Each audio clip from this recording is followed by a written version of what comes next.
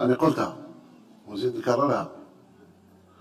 الناس اللي حاولوا يخربوا البلاد بقايا العصابة اليوم قلمنا لهم أظافر تاعهم، ولكن اللسان مازال ماشي. ويجي الوالي ويجي الوزير ورد بالك تسنيه وتتسنيه وتكتم وبعد تلقى روحك في كذا وفي كذا باش النشاط يتوقف.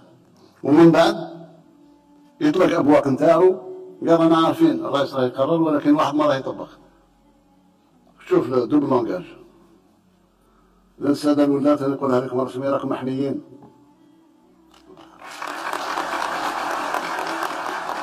أنا قلتها أمام مصالح الأمن وأمام السيد وزير العدل وأمام الحكومة وأمام كل مسؤولين في هذه البلاد.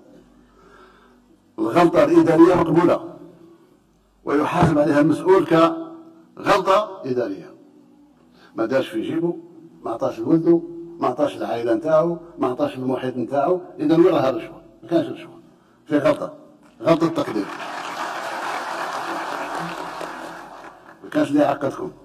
أنا في مهمة اليوم إعادة انطلاق الشعلة نتاعنا، الشعلة نتاع نوفمبر 54 نحاول ننطلق بها باش نبني البلاد ونوصلها لمأمن نهائي من التلاعبات. إذا أنا واقفين معاكم، مشاكلكم هي مشاكلنا.